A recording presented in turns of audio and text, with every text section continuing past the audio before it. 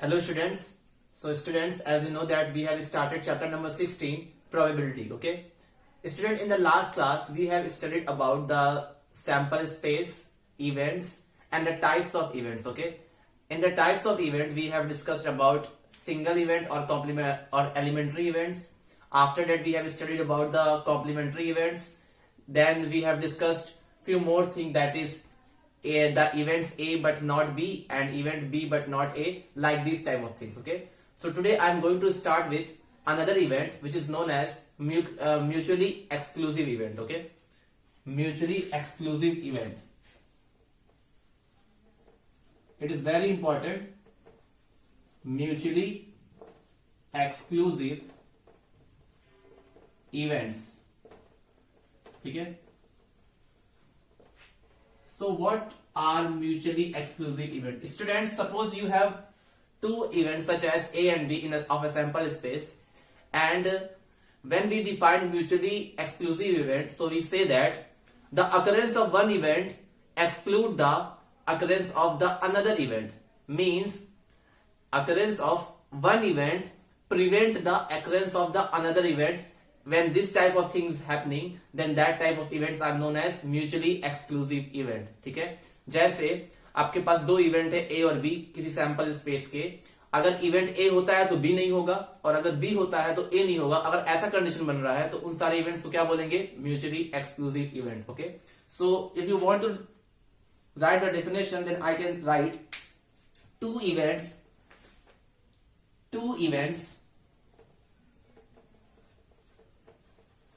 events A and B of a sample space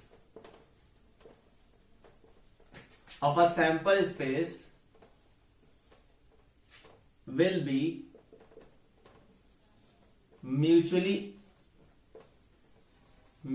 exclusive if the occurrence of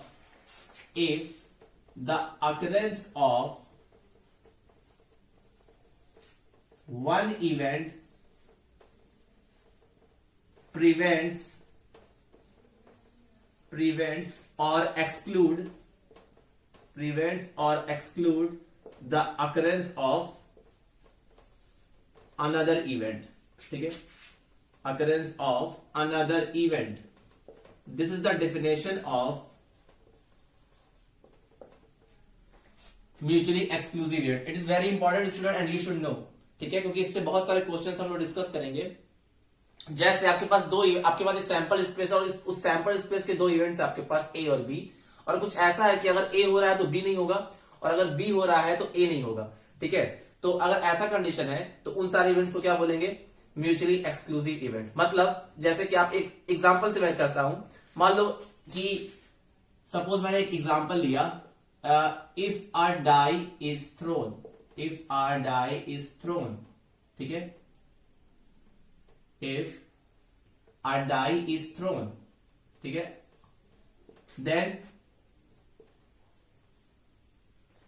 then what are the possibility? Then the event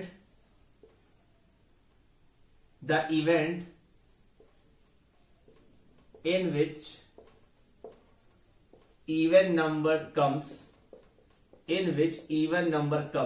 मान लो कि आप एक die को throw किया जाता है तो वो इवेंट जिसमें इवन नंबर आता है, मान लो A है. ठीक है, A है, मान लो क्या होगा? 2 4 6. तो आप एक बात बताओ, अगर इवन आएगा तो ऑड नहीं आएगा. जब एक डाई को थ्रो करोगे तो या तो इवन आएगा या तो ऑड आएगा. ठीक है, तो जब इवन आएगा तो ऑड नहीं आएगा और जब ऑड आएगा तो इवन नहीं आएगा. जैसे अगर मैं ऑड की बात करूं कि the event in which odd number comes, तो सपोज इट इज B. ठीक है, और अगर ऑड नंबर आता है तो क्या होगा? 1 3 and 5. ठीक है, कुछ ऐसा है. तो आप देख सकते हो जब इवन नंबर, जब एक डाई को थ्रो करोगे तो या तो इवन आएगा या तो ऑड आएगा. लेकिन जब इवन आएगा तो ऑड नहीं होगा और जब ऑड होगा तो इवन नहीं होगा. मतलब कि एक साथ दो इवेंट पॉसिबल ही नहीं है. इवन आएगा तो ऑड नहीं आएगा, और अगर ऑड आएगा तो इवन नहीं आएगा। मतलब दोनों इवेंट एक साथ नहीं हो सकते हैं, एक होगा तो दूसरा नहीं होगा, या दूसरा होगा तो पहला नहीं होगा। तो ऐसे इवेंट्स को क्या बोलते हैं? Mutually exclusive event. और अब आप देख सकते हो कि म्यूचुअली एक्सक्लूसिव इवेंट में कोई भी एलिमेंट कॉमन नहीं होता है। दैट्स वाई इनका जो इंटरसेक्शन होता है स्टूडेंट, वो क्या होता है? 5। मतलब कि नो एलिमेंट, इनका जो इंटरसेक्शन होता है वो 5 होता है, ठीक है। और म्यूचुअली एक्सक्लूसिव इवेंट का प्रोबेबिलिटी क्या होती है स्टूडेंट, जो हम लोग आगे डिस्कस करेंगे। The probability of mutually exclusive event is equal to 0, ठीक है। क्योंकि अगर उनके बीच में कोई एलिमेंट नहीं होगा कॉमन, तो उसकी प्रोबेबिलिटी क्या हो जाएगी? 0, ठीक है। तो ये होता है, मतलब कि ए और बी साथ में हो ही नहीं सकते। जैसे कि कॉइन को टॉस करोगे तो या तो हेड आएगा या तो टेल, एक साथ दोनों चीज नहीं आ सकता है। तो वो भी हमारे क्या हो गया? Mutually exclusive event. जितने भी हमारे अगर मैं बोलूं कि जितने भी हमारे सिंगल या एलिमेंट्री इवेंट्स होते हैं, अब मैंने आपको बताया था सिंगल या एलिमेंट्री इवेंट्स वो इवेंट जो सैंपल स्पेस से केवल एक सैंपल पॉइंट को कलेक्ट करता हो, उसको बोलते हैं सिंगल इवेंट। तो सिंगल इवेंट में केवल सैंपल स्पेस का एक ही एलिमेंट होता है। तो हर एक सिंगल इवेंट एक तरह का म्यूचुअली एक्सक्लूसिव इवेंट होता है, याद रखिएगा। ईच सिंगल और elementary events are known as mutually exclusive event. क्योंकि अगर मैं बोलूंगा ऐसा इवेंट जिसमें 1 आए, ऐसा इवेंट जिसमें 2 आए, ऐसा इवेंट जिसमें 3 आए, 4 आए, 5 आए, 6 आए, तो ये सारे के सारे हमारे क्या होंगे?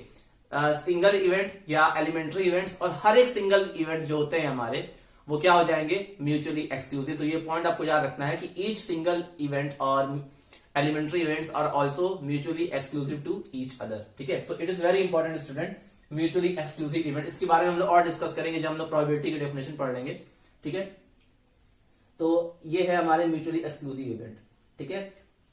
जैसे कि आप डाई थ्रो करते हो तो एक इवेंट मान लो कि इवन आएगा और एक इवेंट मान लो ऑड आएगा। तो जब इवन आएगा तो ऑड नहीं आएगा, और जब ऑड आएगा तो इवन नहीं आएगा। इसका मतलब ये दोनों चीजें एक साथ नहीं हो सकती हैं। और ऐसे इवेंट जो एक चीज एक साथ नहीं हो सकती वो क्या बोलते हैं?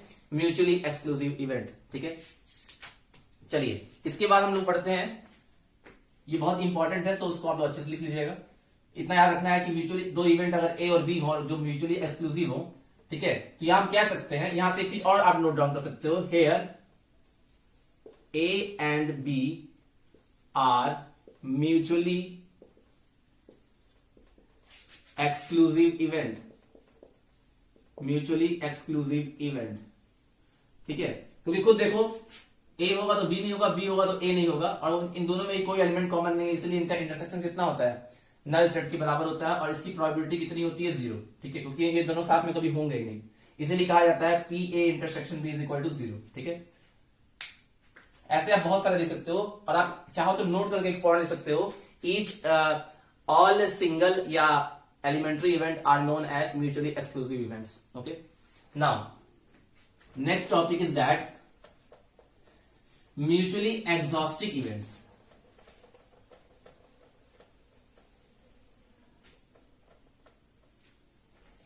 इसको डिफाइन करने का क्या तरीका है मैं आपको बताता हूं, ये बहुत सिंपल है।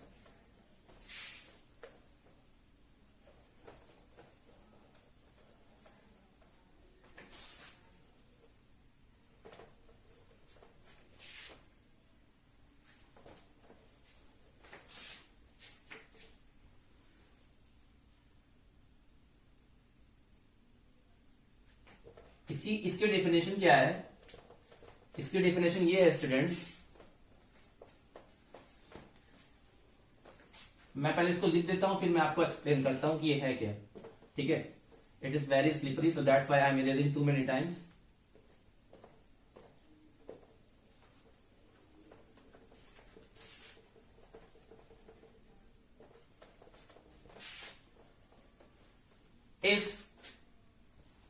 if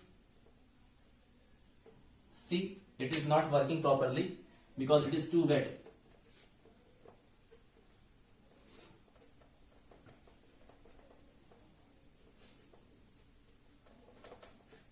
If E1, E2, E3 and so on up to En, ठीक है, are the events of sample space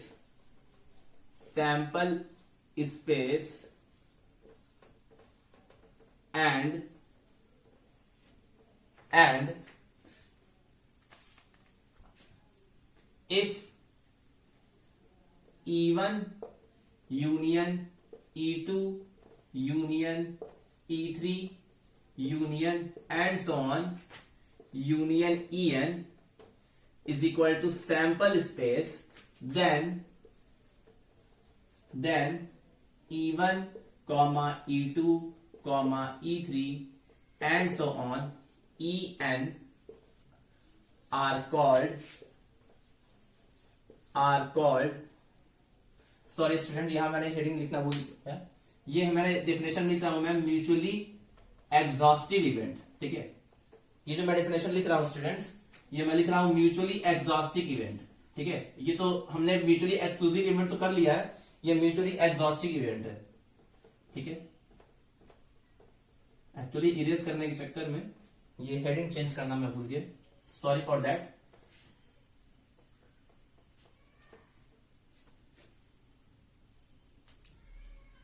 mutually exhaustive event,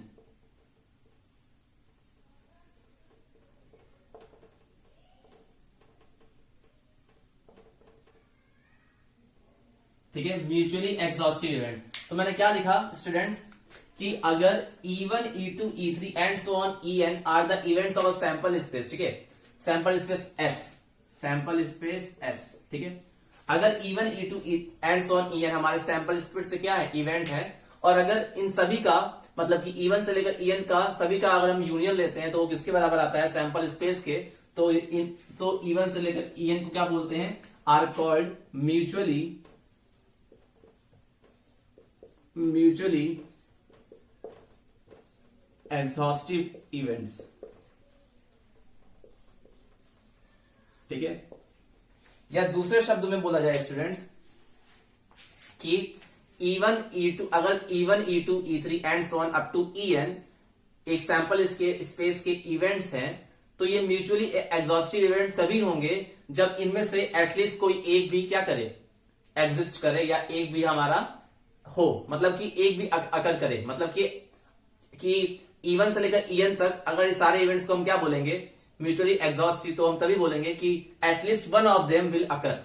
ठीक है, चाहे रिजल्ट कुछ, चाहे कोई भी हम लोग एक्सपेरिमेंट करें, चाहे एक्सपेरिमेंट कैसा भी करें, इन सभी में से कोई ना कोई एटलीस्ट एक जरूर अकर करे, उसी को क्या बोलते हैं, म्यूचुअली एग्जॉस्टिव इवेंट। ठीक है, यहां आपके बुक में भी लिखा हुआ है कि अगर E1 E2 and so on En हमारे सैंपल स्पेस के इवेंट्स हैं, वो एग्जॉस्टिव तभी होंगे जब at least one of them necessarily occur whenever the experiment is performed. या दूसरे वर्ड में लिख देता हूं, in other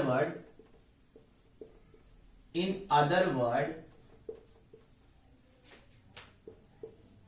E1 E2 E3 and so on En are mutually exhaustive event if at least one of them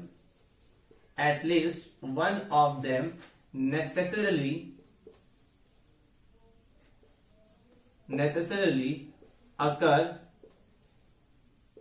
when the experiment is performed। और आपको ये चीज याद रखना है, जहां भी एटलीस्ट वर्ड आएगा वहां का मतलब क्या होता है, यूनियन। ठीक है, जहां पे एटलीस्ट वर्ड आया क्वेश्चन में भी, तो हम उसको क्या बोलेंगे, यूनियन। ठीक है, जैसे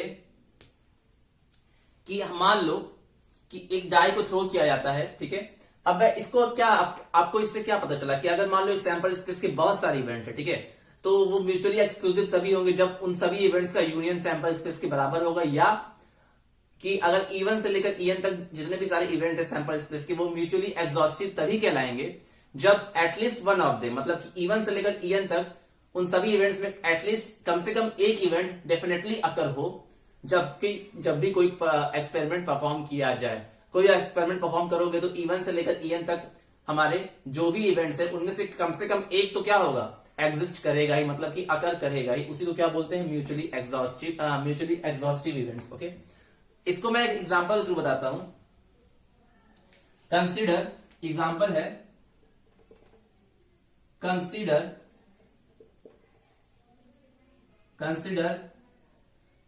you throw a dice. Consider you throw a dice. So sample space क्या होगा student? Sample space will be 1 2 3 4 5 6, ये हमारा सैंपल स्पेस होगा। ठीक है, मान लो मैंने एक इवेंट डिफाइन किया, एक इवेंट सपोज, मान लो मैंने एक इवेंट क्या सपोज किया, let A be any event less than 4। ठीक है, लेस देन और इक्वल टू 4, लेस देन और इक्वल टू 4। ठीक है, एक ऐसा इवेंट है जो फोर्स या फोर्स से कम है। ठीक है, और बी एक ऐसा इवेंट है, B any event greater than 4। ठीक है, अब देखो आप ध्यान से कि मैं क्या कर रहा हूं, एक डाई को थ्रो कर रहा हूं, तो हमारे पास सैंपल स्पेस क्या आएगा, 1 से लेकर 6 तक, 1 2 3 4 5 6। ठीक है, तो मैंने एक दो तरह की इवेंट को डिफाइन किया। एक ऐसा इवेंट है कि वो जो किसके इक्वल है, वो जो तो 4 या 4 से कम के इक्वल है। ठीक है, और एक दूसरा इवेंट है जो कि 4 से बड़ा है। तो अगर आप इवेंट ए को डिस्क्राइब करना चाहो, अगर आप इवेंट ए के बारे में लिखते हो, तो हम एक ऐसा इवेंट है जो कि 4 या 4 से कम है, मतलब कि ये जो होगा इसका जो सेट होगा वो होगा 1 2 3 एंड 4, होगा कि नहीं? क्योंकि ए जो इवेंट था लेस देन और इक्वल टू 4 है, मतलब कि 1 से लेकर 4 तक। और जो बी है वो क्या है, 4 से बड़ा, मतलब कि 5 और 6। तो अगर आप खुद देखो, अगर आप इसका ए यूनियन बी लेते हो स्टूडेंट, तो आपको मिलेगा क्या? आपको मिलेगा 1 2 3 4 5 6। और अगर आपको ये मिला तो इसका मतलब आपने क्या शो कर दिया, A union B is equal to sample space.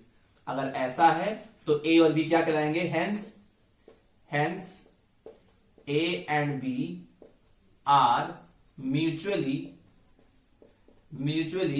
Exhaustive events.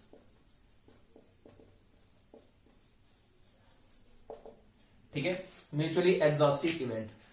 ठीक है,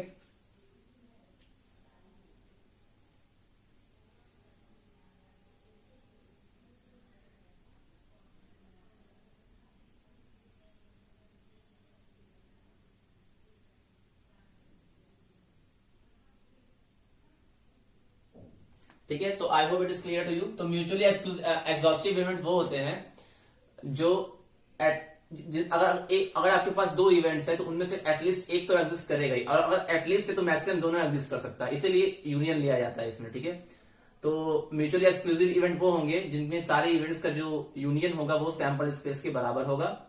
और अगर दूसरे वर्ड में डिफाइन किया जाए तो E1 E2 E3 and so on up to En will be mutually exhaustive when at least one of them will definitely occur when the experiment is performed. So I hope it is clear to you, so please note down it. ठीक है, अब मैं आपको इसका एक question कराता हूं जिससे आपको चीजें और क्लियर होंगी। ठीक है, एक क्वेश्चन के थ्रू।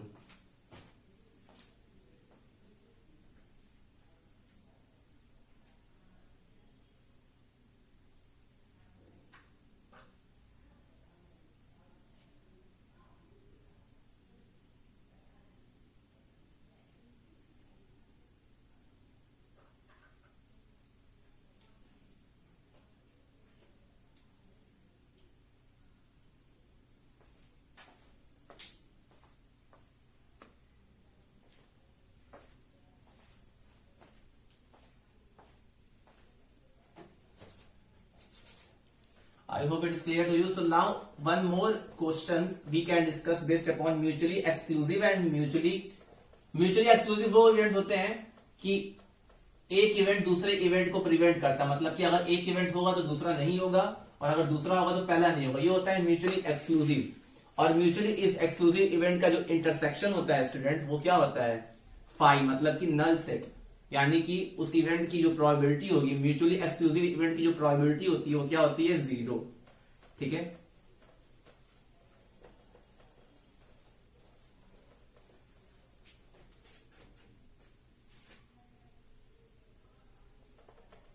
नहीं, म्यूचुअली एक्सक्लूसिव इवेंट का जो इंटरसेक्शन होता है उसकी जो प्रोबेबिलिटी होगी वो क्या होगी, 0। ठीक है, इंटरसेक्शन का प्रोबेबिलिटी। ठीक है, क्योंकि उनमें कोई एलिमेंट कॉमन नहीं होता है, इसीलिए P of A intersection B is equal to 0 आता है। ठीक है, बस आपको याद रखना है कि म्यूचुअली एक्सक्लूसिव इवेंट वो इवेंट होता है, अगर आपके पास दो इवेंट है तो ये दोनों म्यूचुअली एक्सक्लूसिव तभी होंगे जब एक, अगर पहला हो रहा है तो दूसरा नहीं होगा, और अगर दूसरा हो रहा है तो पहला नहीं होगा। ठीक है, जैसे कॉइन को टॉस करोगे तो हेड आएगा तो टेल नहीं आएगा, टेल आएगा तो हेड नहीं आएगा। जैसे डाई को थ्रो करोगे तो या तो इवन आएगा या तो ऑड आएगा। तो ऐसे इवेंट्स को म्यूचुअली एक्सक्लूसिव बोलते हैं, जैसे कि हर एक हमारा सिंगल या एलिमेंट्री इवेंट जो होता है वो म्यूचुअली एक्सक्लूसिव होता है। ठीक है, एक क्वेश्चन से डिस्कस करते हैं, स्टूडेंट, एग्जाम्पल से। Example, let we throw a die, ठीक है, एक डाई को हम लोग क्या करते हैं, थ्रो करते हैं। सो सैंपल स्पेस क्या आएगा student, sample space will be 1 2 3 4 5 and 6। ठीक है, और मैंने दो इवेंट आपको दिखाया है, तीन event, sorry. Let us define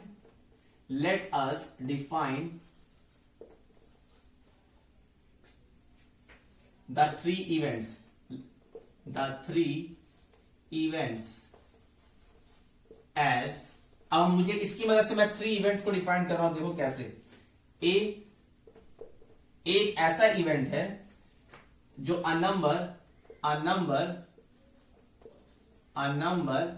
which is perfect square, ठीक है। बी एक ऐसा है, एक प्राइम नंबर है, a prime number,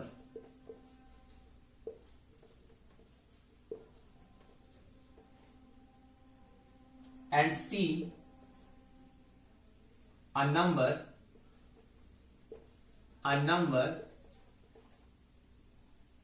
which is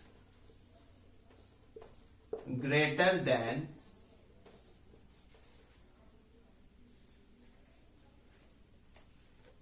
or equal to 6। ठीक है, तो यहां पे मैंने एक डाई को थ्रो किया और मैं, तो सैंपल स्पेस सबको पता है, और इसकी मदद से मैंने 3 इवेंट को डिफाइन किया। उसमें से पहला इवेंट ए है, और ए कुछ ऐसा है कि जो नंबर आना चाहिए उस इवेंट में वो एक परफेक्ट स्क्वायर होना चाहिए। बी एक ऐसा इवेंट है जो जिसमें प्राइम नंबर होने चाहिए, और सी एक ऐसा इवेंट है जिसमें कोई नंबर 6 के बराबर हो या 6 से बड़ा हो। तो हम लोग को पहले क्या करना है, पॉजिटिव है। ठीक है, तो पहले हम लोग सेट को डिफाइन कर लेते हैं। ए, अगर मुझे सेट ए लिखना होगा स्टूडेंट, तो जब आप एक डाई को थ्रो करोगे तो हमको सेट ए ऐसा चाहिए जो एक परफेक्ट स्क्वायर हो। तो आप सैंपल स्पेस भी देखो, 1 से लेकर 6 तक नंबर लिखे हुए हैं, इसमें से परफेक्ट स्क्वायर कौन कौन सा है स्टूडेंट, 1 और 4। तो यानी कि ए जो होगा, वो जो सेट होगा वो होगा 1,4। इज इट क्लियर और नॉट? क्योंकि एक ऐसा इवेंट है जिसमें जो भी नंबर प्रेजेंट हो वो क्या होना चाहिए, परफेक्ट स्क्वायर। तो सैंपल स्पेस से जो देखेंगे, सैंपल स्पेस में 6 नंबर थे, तो इन 6 नंबर में से कौन सा नंबर परफेक्ट स्क्वायर है, सो 1 एंड 4। तो जो ए सेट हो गया हमारा वो 1,4 हो गया। ठीक है, अब बी की बात करते हैं, बी की सेट के बारे में बात करते हैं। बी एक इवेंट है। इवेंट क्या होता है, एक तरह का सेट ही होता है। हमने जब इवेंट को डिफाइन किया था तो इवेंट को मैंने बताया था कि event is the subset of a sample space. तो सबसेट भी एक तरह का सेट ही होता है, तो हम लोग उसको सेट फॉर्म में लिख रहे हैं। तो ए क्या हो गया, 1,4। बी क्या है, प्राइम नंबर। आप देख सकते हो सैंपल स्पेस में 6 नंबर है, 6 में से 3 नंबर प्राइम है। कौन कौन से, 2, 3 एंड 5। तो यानी कि जो बी सेट बी होगा वो होगा 2, 3 एंड 5। ठीक है, और जो सी हमारा है इवेंट, उसमें क्या लिखा है, a number which is greater than और इक्वल टू 6। तो हम जानते हैं जब डाई को थ्रो किया जाता है तो मैक्सिमम नंबर 6 मिलता है, 6 से ज्यादा कुछ नहीं मिलता है। तो यानी कि जो सी होगा that will be only 6। I think this is clear to you. अब मुझे बताना है ए बी सी के बारे में कि ए बी और सी कैसे इवेंट हैं। तो अगर मुझे म्यूचुअली एक्सक्लूसिव या म्यूचुअली एग्जॉस्टिव करना है, अगर मान लो मुझे म्यूचुअली एग्जॉस्टिव करना है, तो जितने भी इवेंट होते हैं उन सभी का यूनियन क्या होना चाहिए, सैंपल स्पेस के बराबर होना चाहिए।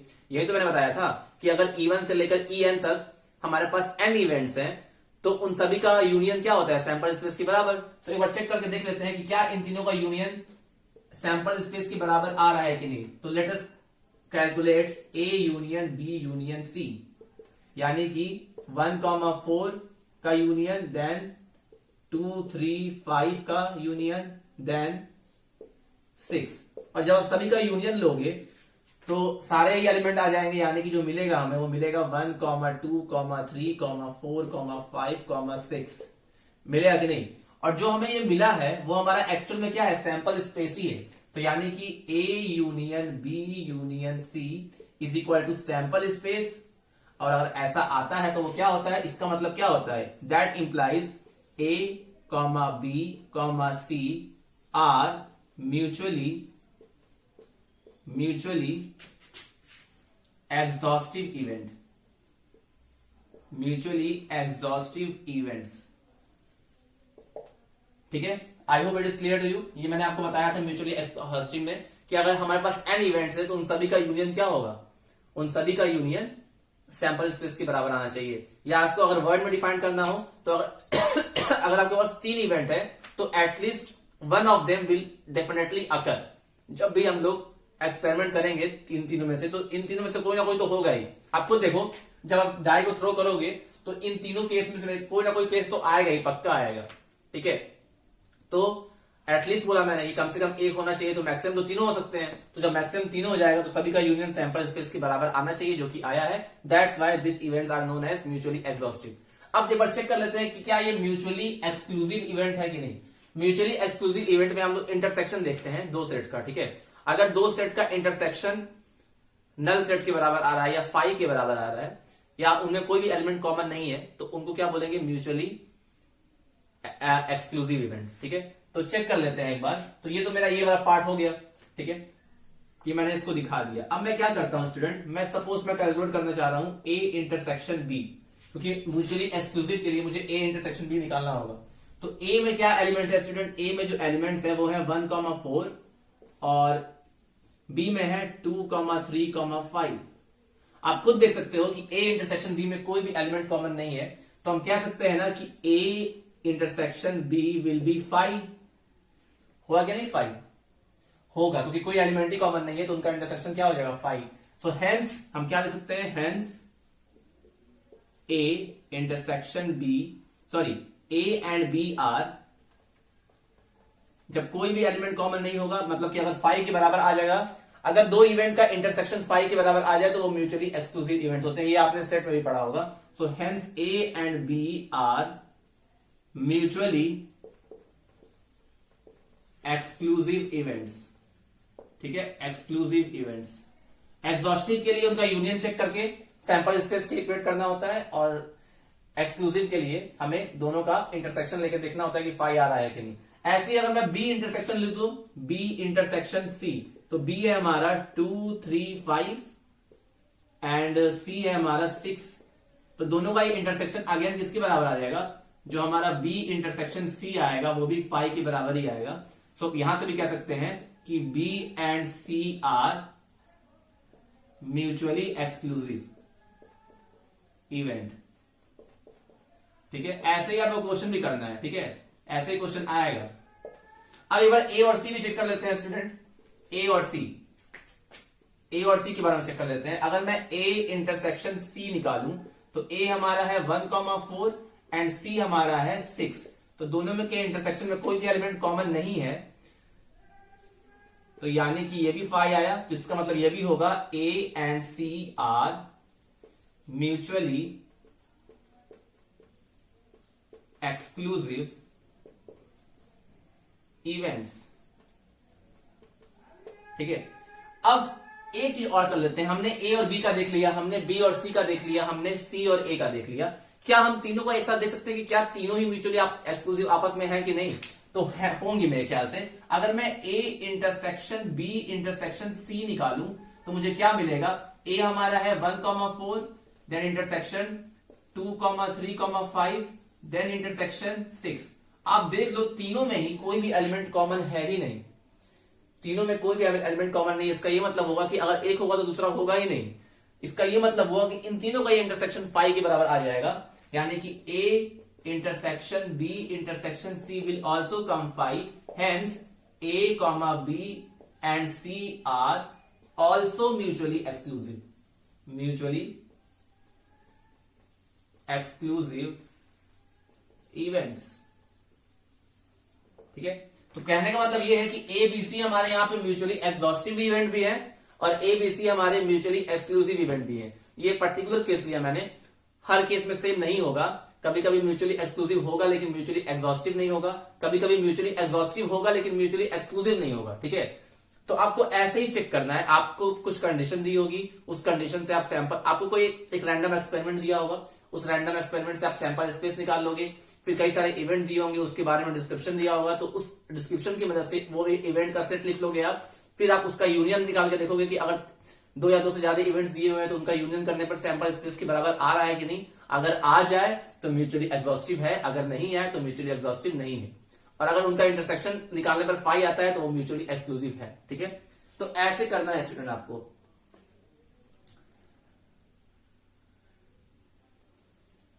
अब स्टूडेंट ये सारी बातें हम लोगों ने कर ली, अब हम लोग चलेंगे मेन डेफिनेशन ऑफ प्रोबेबिलिटी। ठीक है, I hope this is clear to you. ऐसे ही क्वेश्चंस को सॉल्व करना है आपको।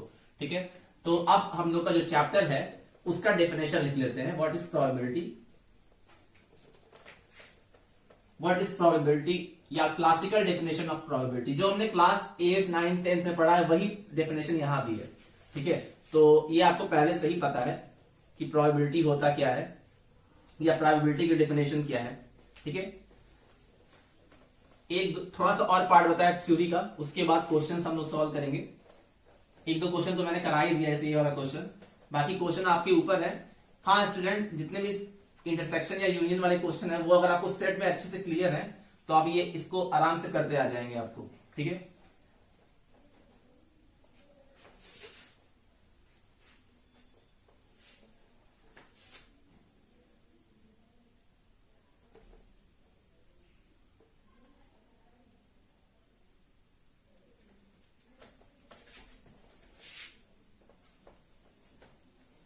क्लासिकल डेफिनेशन या डेफिनेशन ऑफ प्रोबेबिलिटी। ठीक है,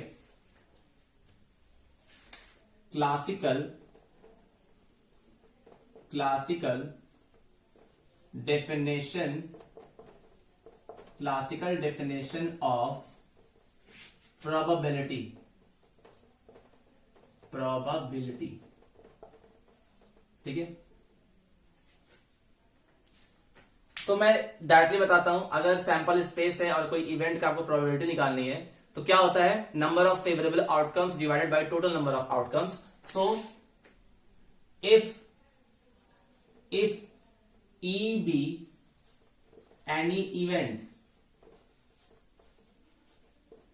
and capital S be the sample space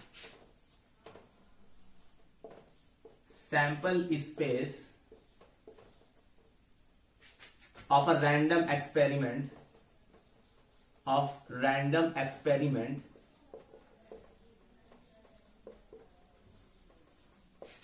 then probability of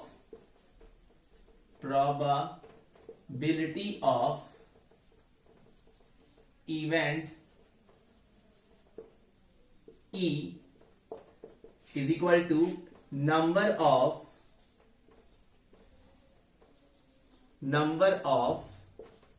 favorable outcomes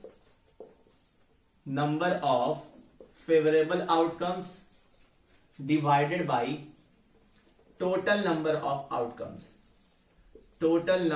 of outcomes। ठीक है,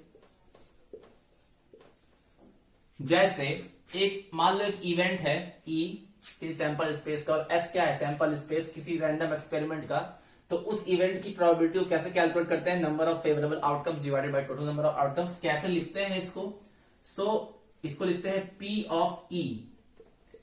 इसको क्या लिखते हैं, नंबर ऑफ फेवरेबल आउटकम्स को N ऑफ E और टोटल नंबर ऑफ आउटकम्स को N ऑफ S।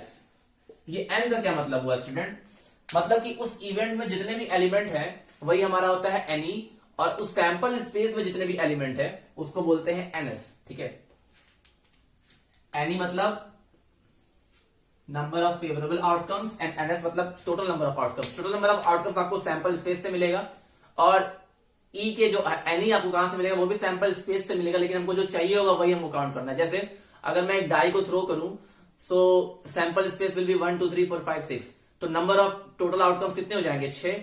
और मान लो कि मुझे प्रोबेबिलिटी निकालनी है इवन नंबर की, तो आपको पता है कि एक डाई को जब थ्रो करते हो तो 3 इवन नंबर आते हैं, that is 2 4 and 6। So any will be हमारा क्या हो जाएगा 3, NS will be 6, so probability will be 1/2। जैसे कि एग्जांपल से करा देते हैं, बहुत सिंपल सा क्वेश्चन है। आप देखो, जैसे कि एग्जांपल मैंने लिखा, if a die is throne,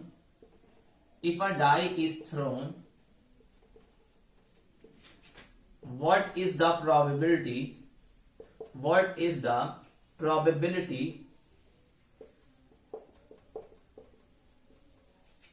of getting a prime number?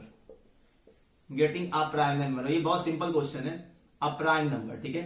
तो जब एक डाई को थ्रो किया जाता है स्टूडेंट, तो सबसे पहले आप सैंपल स्पेस लिख लो। What will be sample space? Sample space एक तरह का सेट होता है, ठीक है, जिसमें सारे पॉसिबल आउटकम्स हो सकते हैं। तो जब आप डाई को थ्रो करते हो तो आपके पास क्या क्या आ सकता है, 1 2 3 4 5 एंड 6 आ सकता है ये। तो ये हमारा हो गया एस, ठीक है। लेकिन जब हम लोग एनएस लिखते हैं तो एनएस का मतलब होता है number of element in sample space, number of element in the sample space. यही हमारा क्या होता है, टोटल नंबर ऑफ आउटकम्स। तो कितने आपको आउटकम्स मिले हैं 6, तो यानी कि एनएस कितना हो गया 6, ठीक है। अब मुझे चाहिए एक ऐसा इवेंट जो क्या हो, मुझे उस नंबर की प्रोबेबिलिटी निकालनी है जो प्राइम हो, यानी कि जो हमारा इवेंट है वो हमको क्या कहने को बोल रहा है कि हमको प्राइम नंबर चाहिए। तो जो हमारा इवेंट होना होगा, इवेंट में क्या आना चाहिए, प्राइम नंबर। और प्राइम नंबर क्या क्या होंगे, प्राइम नंबर इसमें होंगे 2 3 एंड 5, यही तो होंगे। तो यानी कि इस केस में जो एनी आएगा, मतलब कि number of elements in the event will be 3। तो डेफिनेशन हमने लिखा ही है, so probability of E will be what, probability of E is equal to n E upon n S, ठीक है। तो ये आ जाएगा 3/6, दैट इज 1/2, ठीक है। तो ये तो बहुत सिंपल क्वेश्चन था। तो एनी और एनएस का मतलब समझिए, एनएस का मतलब टोटल नंबर ऑफ आउटकम्स, जितने भी सैंपल स्पेस में प्रेजेंट होते हैं वो कितने हैं, मतलब कि उनकी काउंटिंग करनी है, तो वो हमारा होता है एनएस। और हमारे फेवरेट इवेंट में कितने आउटकम्स हैं वो होता है एनी, और n E upon n S is equal to probability of any event, ठीक है। अब कुछ डेफिनेशन बता देते हैं इसकी कि डेफिनेशन होती क्या है प्रोबेबिलिटी की। तो ये क्वेश्चन तो बहुत इजी होता है, इजी है, आपको पता भी होगा आई थिंक। तो ये मैं इरेज कर दे रहा हूं इसको, ठीक है।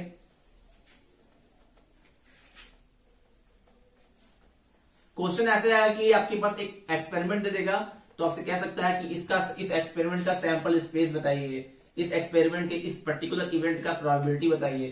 तो आपको सैंपल स्पेस लिखते आना चाहिए स्टूडेंट, ठीक है। किसी भी एक्सपेरिमेंट अगर आपको बोला जा रहा है तो उसका सैंपल स्पेस आपको लिखने आना चाहिए, ठीक है, जो कि आपको आता है ऑलरेडी, ठीक है। अब जैसे मुझे इसकी कुछ प्रॉपर्टी याद है, प्रॉपर्टी ऑफ प्रोबेबिलिटी, कि अगर मैं कुछ नोट करके लिखवाऊं तो किसी भी जो इवेंट की जो प्रोबेबिलिटी होती है स्टूडेंट, यानी कि P of E, that is P of E is always greater और इक्वल टू 0 एंड लेस और इक्वल टू 1, ये आपको याद रखना है। या इसको ऐसे भी लिख सकते हैं और करके, जो P ऑफ E होगा that is the element of 0 to 1, ऐसे भी लिखते हैं इसको, ठीक है। ये आपने पढ़ा ही है, इंटरवल 0 भी काउंट होगा, 1 भी काउंट होगा, और 0 और 1 के बीच की सारी वैल्यूज काउंट होगी। प्रोबेबिलिटी को या तो हम लोग फ्रैक्शन में लिखते हैं या तो हम लोग डेसिमल में लिखते हैं, ठीक है। परसेंट भी आंसर सही होता है, लेकिन परसेंट में लिखते नहीं है। परसेंट को आप फ्रैक्शन में चेंज कर सकते हो या डेसिमल में चेंज कर सकते हो, ठीक है। तो ये चीज हुआ।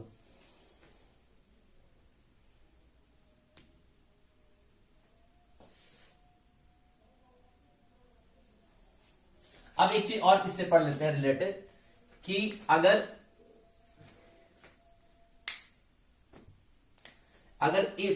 पीई क्या है हमारा, पीई जो है probability of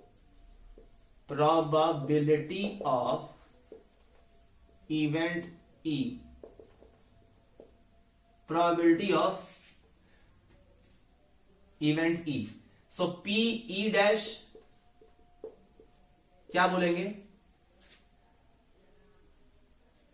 probability of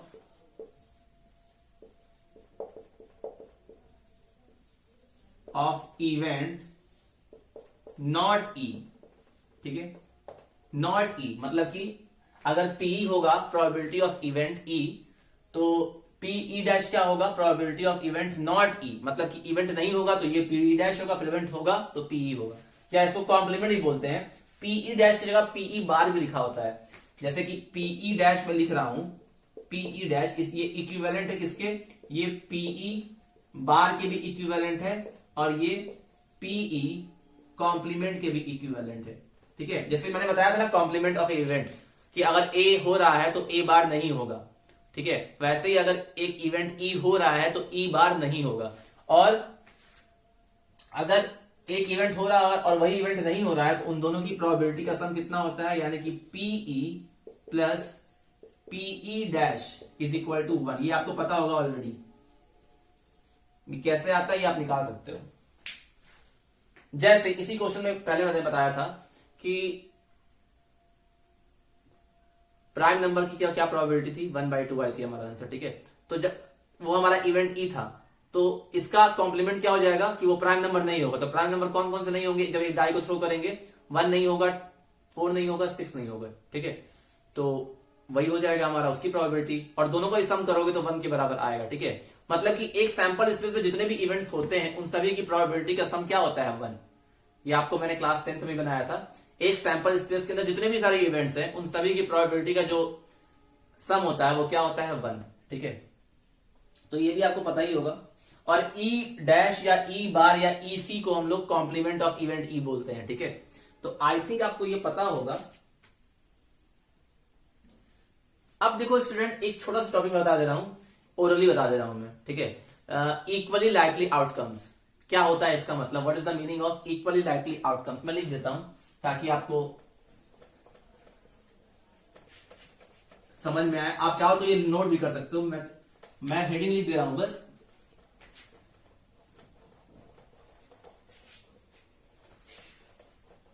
student, आपको मैंने पिछली क्लास में बोला था कि आप सारे लोग डाई को जब थ्रो करते हैं, 2 डाई को जब थ्रो करते हैं तो टोटल नंबर ऑफ केसेस कैसे आते हैं, या डेक ऑफ कार्ड्स के बारे में, या जब 3 कॉइन को टॉस किया जाता है तब पॉसिबिलिटी क्या होती है। तो ये सब चीजें आपको आनी चाहिए, ये सब 10th में सब आपको कराया गया है, ठीक है। तो आप चाहे नोट्स भी रिवाइज कर सकते हो, ठीक है। Equally likely outcome student, very simple topic again. Equally likely outcomes,